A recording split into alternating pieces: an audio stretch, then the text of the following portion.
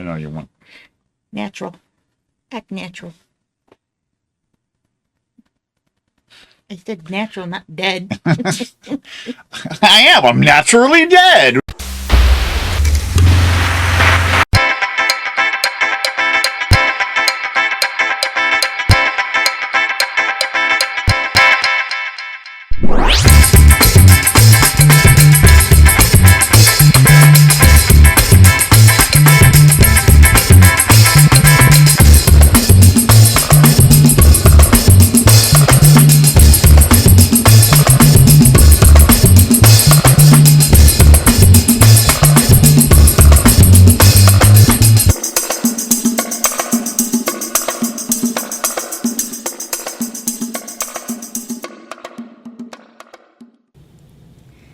Hey everybody, it's SequelCentric, where we take a look at follow-up in the media to see how it stacks up against its predecessors. I'm Sandra, and this is a Neanderthal sitting next to me, and hopefully I've got him under control this time. No banging on the desk, no clicking of the pens. My other half, Nathan. How's it going, Sandy? Hi, Nate. What are we going to be talking about today? Well, just want to first wish everybody a happy 4th of July, Independence Day, and there's very few movies we can talk about 4th of July. Of course, one that came out 25 years ago, major blockbuster, Independence Day. But as you know, this is SequelCentric, so we will be talking about the sequel, which is... Independence Day Resurgence. Yes. But before we talk about that, I just want to welcome any newcomers that have found our little podcast video chat here. Welcome aboard. Hit the like button, share, hit the little bell if you want to get the notifications when we drop another episode of tidbits or this. And I believe there's some other places that people can find content, Sandy? Yeah, if you want to get bonus content, you can head on over to the Patreon page, which there will be a link in the description below this video. And pretty much I think all the videos, there's a link to that Patreon page where you can get bonus content, you can get bloopers, behind the scenes, all kinds of fun stuff. So, just for, a couple shekels a month, you can get all that.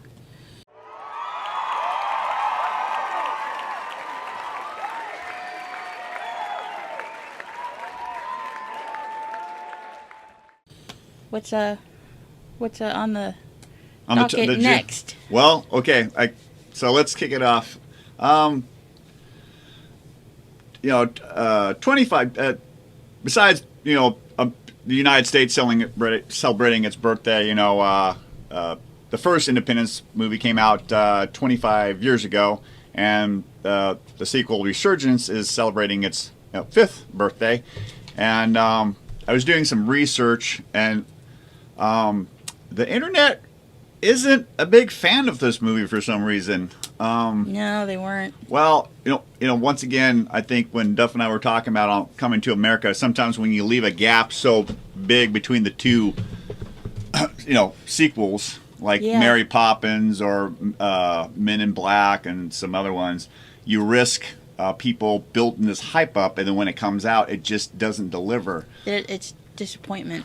Yeah. Yeah. But I think like in 2016, a lot of other blockbusters came out. I think Suicide Squad, which Will Smith was in that one, and he wasn't in this one. We'll discuss that later. Star Wars Rogue One, that came out. So a lot of other bigger things came out, and I think it just underperformed. It made just under $390 million. So, but I think it cost like over $200 million to make, like closer to 250 or something. So obviously, like most things, if the sequel does good, we're going to do more sequels. And what else? The sequels have to do really well if they want, the first movie has to do really well for them to for even the sequel to be a concept. Well, nowadays, But then I think they got a little, I don't want to say overzealous, but I think, maybe some of the actors got a little overzealous and wanted a little too much money. Will Smith only wanted $25 million for parts 2 and 3. Is that too much to ask for a superstar? Yeah, well, you know, come on. I think the story might have been a little better. And we have Cindy joining us. She says, hey, guys. Hey, welcome aboard. What up? Cindy is one of our longtime subscribers. I think she's on Patreon. Don't know. Who cares? She is. I think that's something we may do in the future is do a shout out to new patrons. Yep. Yeah. But circling back around to Independence Day Resurgence. Resurgence, I watched this, you know, for the first time a couple days ago. I personally enjoyed it a lot. I found out watching this movie that I guess my bar of expectations on movies, just any movies in general, doesn't have to be a sequel or whatever, is kind of low. Because I thoroughly enjoyed this movie, you know, for what it was. Mm-hmm. And I think a lot of people forget that summer blockbuster movies are just, you go there and you eat the popcorn and you just take it on. It doesn't have to have any deep meaning, in my personal opinion. And I thought it was a great... I enjoyed the movie. Yeah. I do like how they took the actual real time and they integrated it into the movie, you know? So, yes. And a lot of the actors from the first movie came back. Yeah, I did like how they tied in the most of the characters from the first movie, you know, being, you know, mostly like cameo appearances, because the story really didn't revolve around them.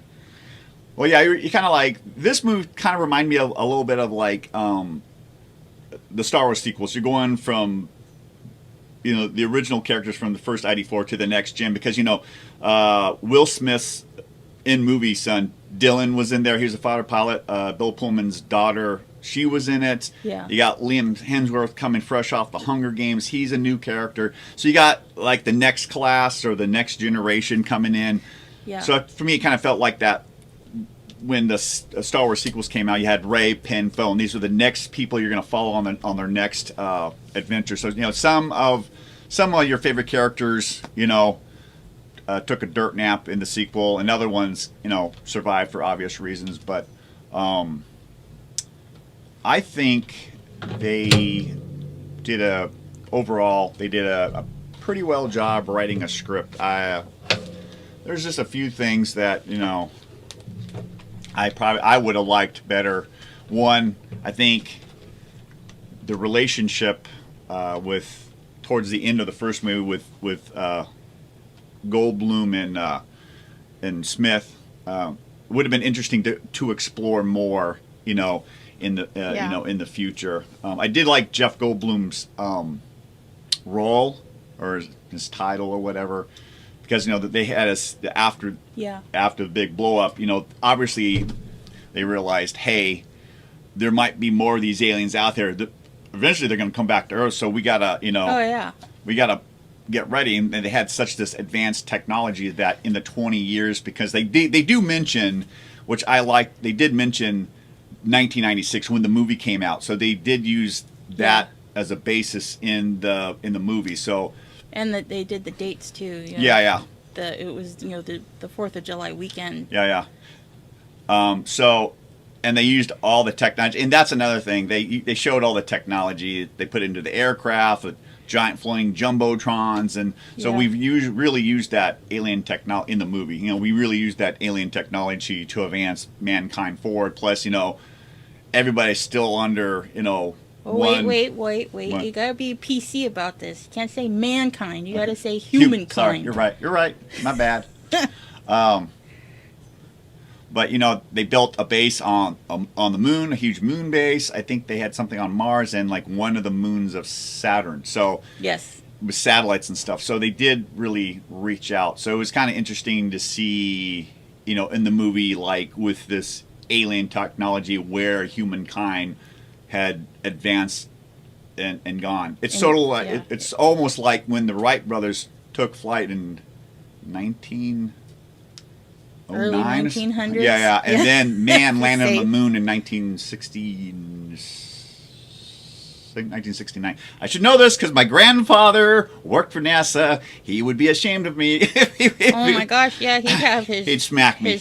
His stick But out. yeah, but still, that time frame it was about more or less 60 years from a man taking flight in the air to man landing on the moon. So, like in this movie, you could see it was feasible. It was believable that within 20 years, we basically made like an F-14, 19, whatever, and it could like leave Earth's atmosphere and fly to the moon. So all that stuff was believable. What are your feelings? I didn't ask. What are your feelings about Resurgence? The Resurgence? Yeah. I mean, like a lot of people, I had really high hopes, expectations. Yeah. I was really hyped up and excited for it because I was, been waiting for it because I enjoyed the first one so much, which is a little odd for me because I really don't do alien movies. Yeah. Being that I got traumatized when I was a child. Well, what, Star Wars or what? No, actually, StarArs is probably one of the exception. The first Alien movie. Oh well, yeah, that's not. I saw that when I was like 7 years old, and Oh, that's not that's a sci-fi horror movie. That's like Jason Voorhees. I know. Like in Nightmare on Space Street. I was seriously traumatized when I was a child, and I didn't really, if it was a monster movie, I was, that's me, I'm out. Yeah. But this was like the first one, and maybe it's because of we had gotten together and had been dating so long, and well, we started dating in about 92, and this came out in 96. 96, so. Yeah, and I was starting to get a feel for some of your interests, and which kind of intrigued me. Yeah. And it got me to where I enjoyed like sci-fi movies. Yeah. I started watching Star Trek with you, and I was already a Star Wars fan. Yeah. But when ID4 came out, I was really excited because of the special effects. Yeah, that's what really got me, and they were just over the top. So I wanted to see. We saw the movie. Yeah. I really enjoyed the story, and so I wanted to see what they would do in the sequel. Oh yeah. And so I went in going, okay, how are they going to do this? The aliens are coming back for some revenge. True. Well, the great thing about the first Independence movie, it's like the first Star Wars movie, Episode 4. It's a self-contained story. You got a beginning, middle, and an end. Yeah. But it's like, there can be something else. Like the Empire Strikes Back. It's got to retaliate. You know, they blew up the Death Star. You know, in this case, and once that's again, what I thought. In this case, and I did the first ID4, man, we blew up a giant ship. So, and all their other ships. So it's like, you know, ET's coming to collect. Yeah, it's payback time. Oh yeah. So I was excited, you know, to see what they were going to do, you know, for these aliens to come back and get us, and they took a kind of a different turn than I thought they were going to, and to me, when I watched it the first time, I was like, you know, they're trying to recreate the first movie because they're kind of following that timeline. Well, what I noticed is they did borrow some certain threads from the movie, first movie, into the second movie. Yeah. And once again, you know, I think it was back in, the early aughts, like between 2005 to 2007. It was greenlit. They just kept trying to, find the right script, and I can understand that. But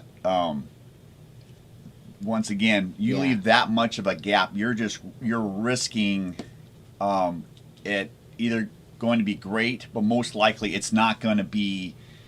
You're going to get poor to lukewarm receptions, in my opinion. And like I said, I think I found out that my bar level entry of enjoying movies are so low. I guess I'm just so easy to please.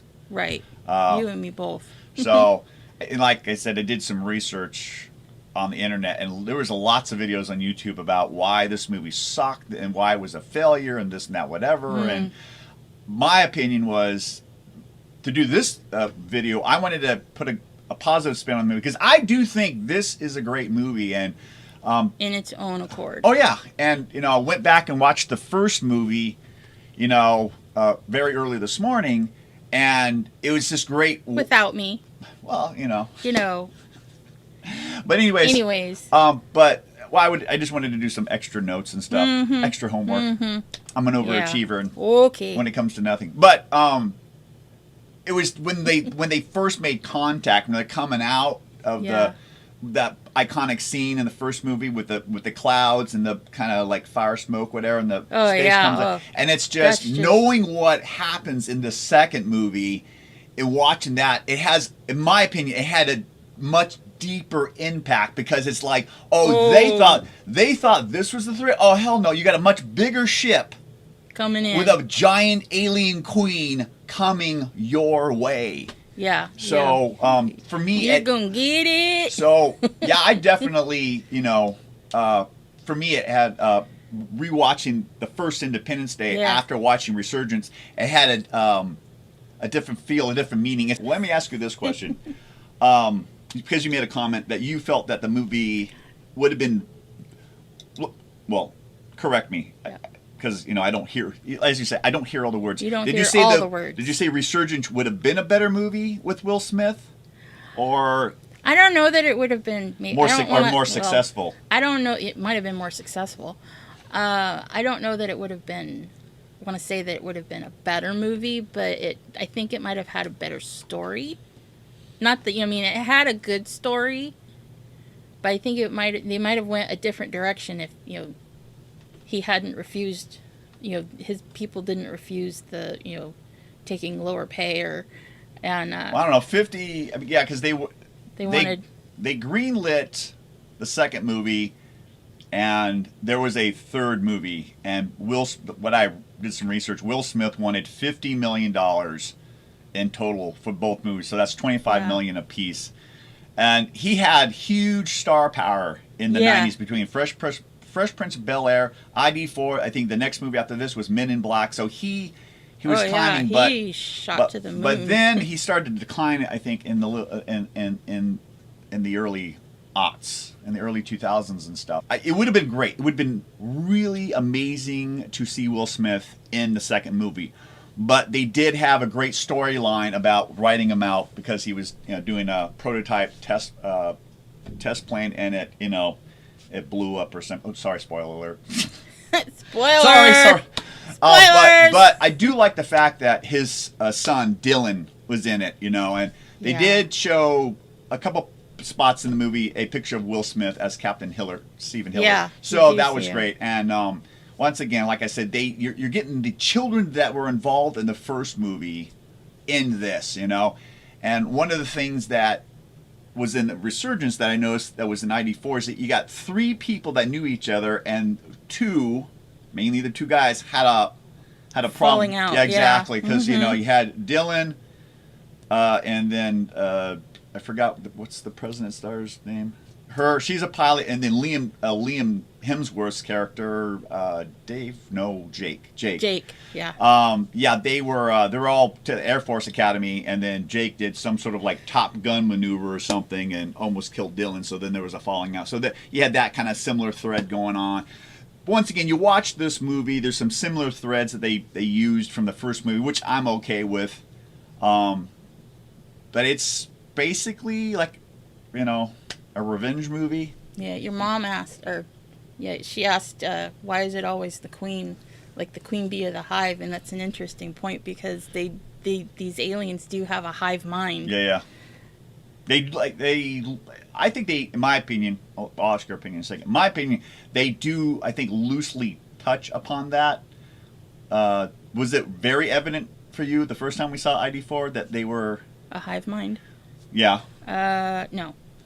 I mean, they do say they communicate telepathically, and they did have everything organized and synced from the mothership, and everything came down. But I think they really in this movie they came together and they explained it more, that it's so like bees or ants, like a colony in a hive. Yeah. And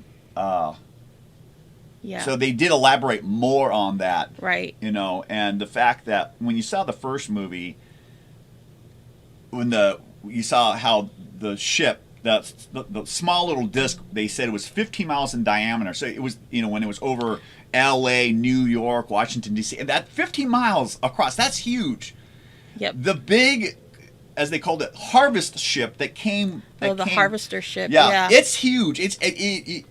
The special effects. I'll say this is one of my pros on this movie. The special effects are totally. They upgraded. They ramped it up to the next level. Yeah, that was one of the, I guess, funny.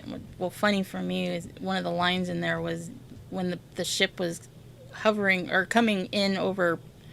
I forget what part of the world he said, and Singapore he's like, or Thailand or something like he's like, which part, and the guy was like, all of it. Yeah. And then they're like, oh, dang. Oh yeah. Let's talk about Vivica Fox's character, because she was the exotic dancer in the first one, and it was kind of a shock to me watching this one. She was in it not too long. She was one of the cast members that bit the bullet. But she went from exotic dancer to doctor? Medical, yeah. So medical field. Yeah, which I'm like, that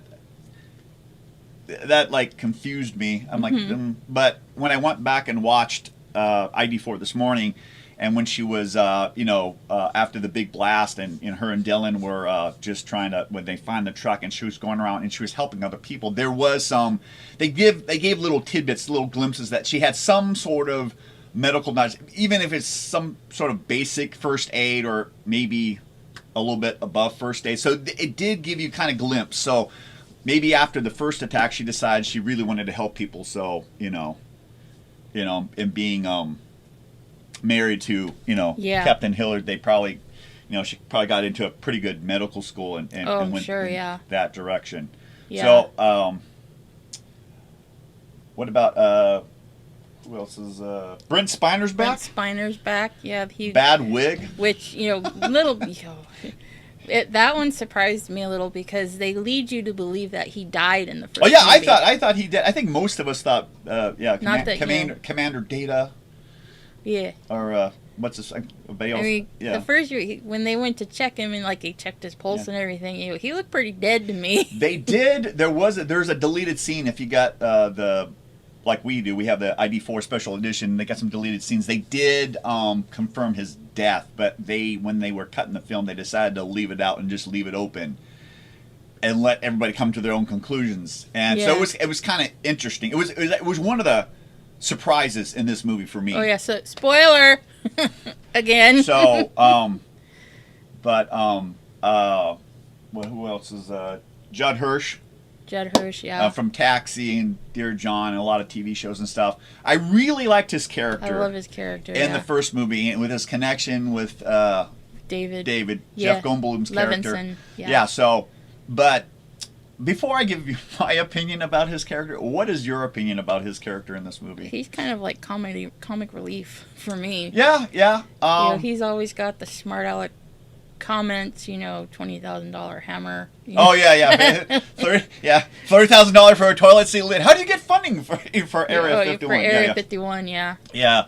I did enjoy seeing him come back. I did enjoy what they started off with his character. I just thought it was going to be a little bit more there. And if you cut out his whole character or any of his scenes, it does not affect the movie in any way, shape, or form. Well, no, he's just kind of a supporting character in my eyes.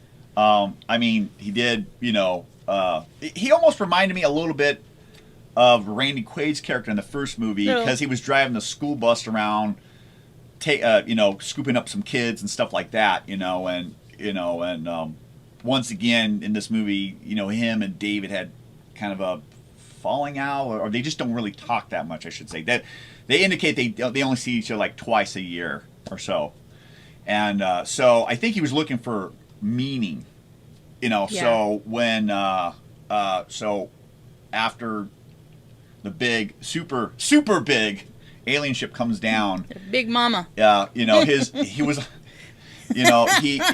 so I mean, but once again, his storyline, because once again, this movie, like the first movie's got about 3 or 4 or 5 storylines going on all at the same time, and you could cut his storyline out, and it wouldn't affect the outcome of the movie. Yeah, going back to Brent Spiner just for a second. Yeah. One of the things, and I don't know if you'd say this is spoiler or not, but because him and Bill Pullman's character had been touched by the aliens, choked out by the aliens. Well, Spine was choked out, but that alien was using Britt Spiner's Dr. Oken. Like an Oaken exactly. shield from He was Lord using him. He was using him to communicate to the humans, and he did the same thing with Bill Pullman's character in the second one. Yeah. They used the humans to communicate, and which I liked. That was a nice surprise in that. I wasn't done yet. Sorry. You're jumping the gun, man. Well, put your hand over my mouth. I'm gonna start putting my fist out. I don't have my rings on today. My fingers are swelling. Go ahead. Sorry. Anyways, now I lost my thought. Because they both had been used as communication devices for the humans. Yeah. They now were part of that hive mind. Yeah, they had that little like psychic connection. So with they them. knew. Yeah, they had that. They knew what was whenever the aliens were making a move, they'd get those headaches or whatever. Yeah. And so they knew what was going to happen, and a lot of people thought that Bill Pullman's character was just going cuckoo. And he had a big old beard down to here, and he was looking all like Grizzly Adams. He had a Jesus beard. Yeah. So a lot of white and gray, and it did look like that. Plus, he had a whole bunch of circles drawn with kind of a line he's through drawing it. because that's what he's seeing, in the hive mind. But that was another tie-in from the first movie was that they both had that ability. Liam Hemsworth's character kind of reminded me a little bit of Tom Cruise's character Maverick, kind of a hotshot pilot. Thinks he's the best, wants to do the maneuvers and stuff, and kind of jeopardizes. He's the Han Solo. Yeah, basically. But I did like his character. But a different, interesting twist up in the movie was there was a second alien species that was trying to make first contact. Yes. And then what happens? Spoiler. Well, like this giant portal. Yeah, opens we up. go on the offensive. Yeah, they we don't know what it is. Let's shoot it. And once again, Jeff Goldblum being the reason. It's like, how do we know? How do we know? He's trying to be the voice of reason, and everybody else is gung ho. Yeah, guns blazing. Yeah. And once again, Jeff Goldblum's character was right. Well, he gets those parts where he's the character that's going to figure it out. I'm trying to tell him, no, you shouldn't be doing this, and it takes till the end of the movie, and they're like, oh, he was right. And same thing with the ID4 movies. Yeah. He's trying to be the voice of reason. He's trying to say, hey, we should think about this before we act. Well, I see him as in between, sort of like the scientist, the Britt Spiner scientist, and then the Will Smith character, or he kind of bridges the gap between the doers and the thinkers. What? Nothing. Okay, so and just even the same thing within the Jurassic Park. I think Jeff Goldblum kind of almost. I might have to go back and watch some of his old movies. Other movies, but he almost seems to play the same character, or maybe he's just playing himself. Maybe. Who knows? Don't know. You got what else? What else we got? Nothing. I was just going to ask you if you got some likes or some dislikes about the movie.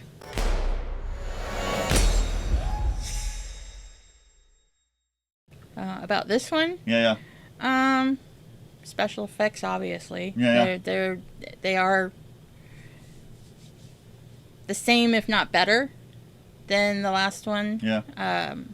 Maybe a step up. It has been 20 years since the last one. Yeah. Like I said earlier, I like how the 20-year gap in real time, our time, they actually put it in there, and like how they progressed, and all the characters look aged. Bill Pullman looks haggard.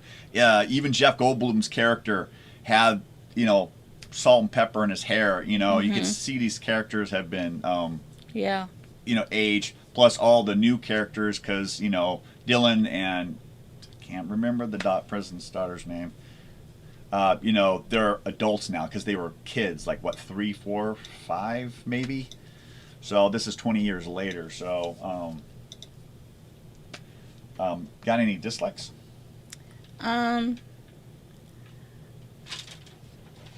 Some parts I think could have been left out, and this goes back to them trying to, I guess, recreate the same storyline. Yeah. You like the three kids that are driving through wherever they're driving through the desert. Yeah. You know, they weren't. Again, you know, you can cut them out, and it won't change the movie at all. Talking about the first one or this one? The second one.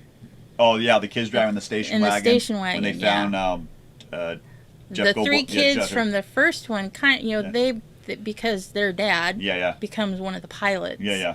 You know, that's, you know, but these three kids are just there. all of a sudden, Yeah. you know, there's three kids driving somewhere because, you know, they're trying to get to their mom. Yeah, I agree. That's under one of my dislikes. I would say that story thread is probably the weakest out of all of them, and you could cut that out completely, and it wouldn't affect the movie either way. Yeah. Now, the only part of the movie that would affect is when Jeff Goldblum, spoiler alert, I'm straight up spoiler alert towards the end, the kids, Jeff Goldblum, Judd Hirsch's character and Jeff Goldblum's character, they're all in the school bus and they're trying to drive away, as the queen chases them down. And for me, I was remembering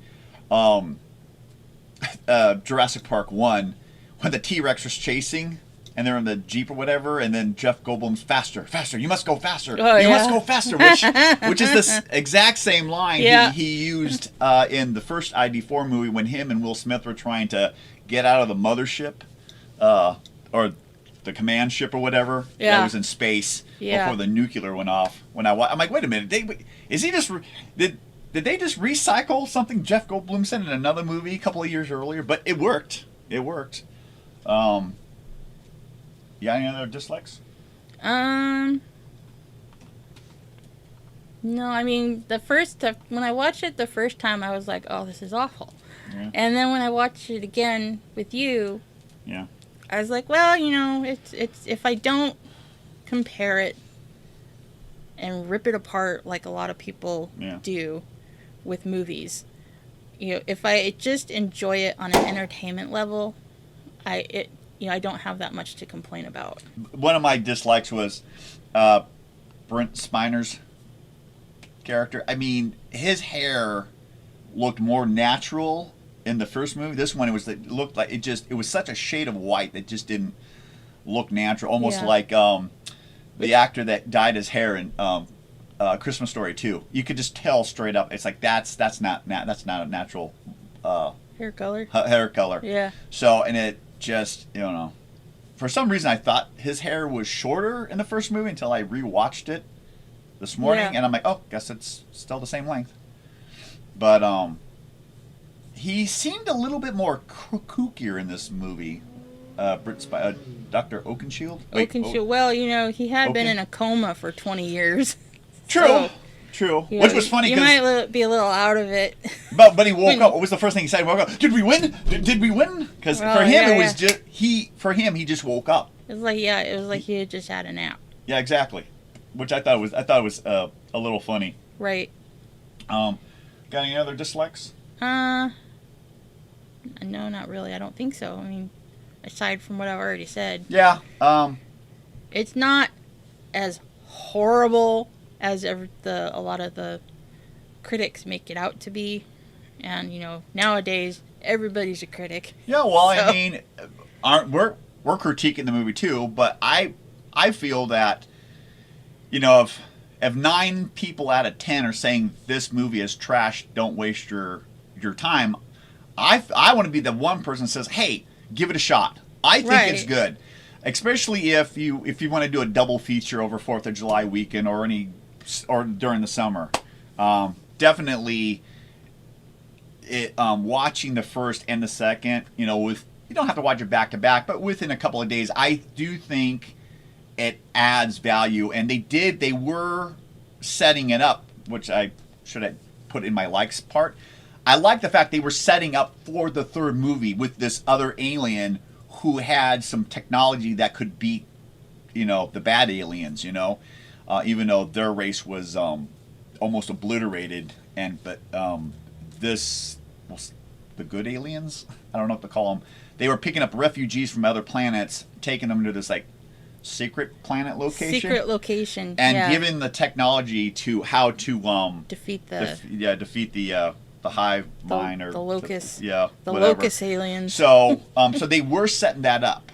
I did like that, you know, and it kind of bums me out a little bit that we won't see a third movie. I mean, unless for some reason Disney, because now since Disney's bought and has all the Fox properties, and this is a 20th Century Fox property, unless Disney for some strange reason decides to either do a movie, or they could do what they've been doing with Star Wars and the MCU, and they could do like a series, you know, like the Loki, like Mandalorian. Yeah, exactly. They could go that route. I don't know, with that new technology biodome that they use to film stuff, that could be less expensive and they could expand upon it if they wanted to. Yeah. But I really don't think they're going to There's got to be they would have to get a lot of I want to say want from the public for it. Well, yeah, that was the thing. The third one was only going to be greenlit depending on the reception, how much money, like that's just the way Hollywood is. This movie will depends on how much money it makes. Yep. It will generate a sequel. In like another movie that's coming out next year. Next year. Avatar 2. The gap is so huge, and I figured for sure James Cameron would have jumped on that. But James Cameron can do he's got the two top grossing movies of all time, Titanic and Avatar, so. Yeah, there won't be a sequel to that. You know. So, but, you know, that's another Fox property that Disney owns. So, yeah. Got any final thoughts or anything about Resurgence? I'm still kind of mulling it over, whether how I really feel. I mean, on an entertainment level, I enjoyed the movie. It's dumb fun. Yeah, I think so. It's your typical summer blockbuster movie. Aliens, spaceships blow up, explosions. Go ahead, sorry. If you don't stop cutting me off. Don't want to miss that one. Ow! Ew, people wonder why I put up with you. Like I said in another video, I clean toilets. I think that's the only. I think that's my only saving. That and I do my own laundry. Go ahead. Yeah, that's your choice. But anyways. Oh, you'll do my laundry? Excellent. You won't let me. You told me not to. Well, what are you? Sorry. So yeah, you know. Your final thoughts again. Sorry. My final thoughts. I enjoyed it on an entertainment level. It has its good. I mean, like any movie, it has its good merits. Yeah. And it's bad. Were there flaws in the story? Yeah.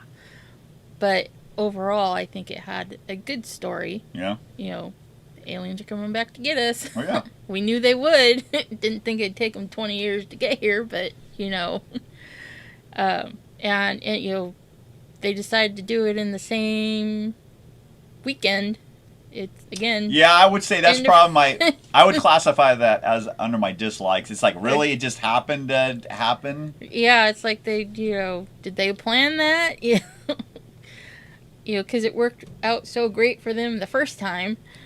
But, story flaws, yeah, there's one. But there's, in every movie, there's story flaws. So, or, what is that they call where the story doesn't, I can't think, there's a term for it, and I can't think of it. Plot holes? What? Thank you, plot holes. I couldn't think of the term. Yeah, yeah, there is. Were there characters that could have been left out? Yeah. And... but overall, I enjoyed it. It was a sci-fi movie, and again, it's science fiction. It's not real. It's just a movie. So for people to trash it, as first, it's and this is just my opinion, and in my final thoughts, this is the director Roland Emmerich. No, close enough. Something like that. I'm going to be the one that flubs all the directors' names because, Was I right? No, it's the one thing I didn't write down in my notes. You know. I wrote everything else, like the length of time. He's got like the rating, 6 pages. The month it came out. Yeah, I got. And he forgets that. Go ahead. You nerd. Emmerich. Roll. I think that's what it is. Yeah. This movie and the first one. Yeah. This was his vision of what he wanted. Yeah. And well, I'm sure the writers had something to do with it. You know, and the writers, you know, but overall, you know, this was his idea. Yeah. And this is a piece of art, basically. And this is where my, I guess, art background comes in. Yeah. Where, you know, this movie is me portraying my vision. Yeah. And it's no different than going to an art gallery and looking at someone's piece of art. Mm-hmm. And you're gonna like it, you're gonna love it, or you're gonna hate it. Well, yeah, I mean, you can't. Same thing. You can't judge like a Jackson Pollock painting versus the Mona Lisa. It's like judging this movie versus Citizen Kane. Right. You know, they're two different pieces of art. You know, people that come along, oh, this movie's crap. You know, he should have done this or he should have done that. They're not the ones making the movie. It's not their movie. That's Roland's movie. Sure. It's his. This was his vision, his viewpoint, and I think people need to respect that. Well, that, hey, you know, at the end of the day, it's everybody's opinion, and it doesn't mean jack. Oh yeah, I mean, and I'm not saying that people aren't entitled to their opinion, because they are, and you know, that took me a long time to grasp that concept for myself. Yeah. Not that, you know, that it was okay for me to have an opinion. Yeah. And to voice it. Yeah. But there's a right way and there's a wrong way, and that's a completely different episode or topic.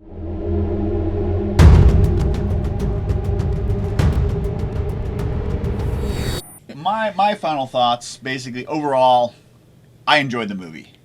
It's a dumb fun movie. It's a sci-fi movie.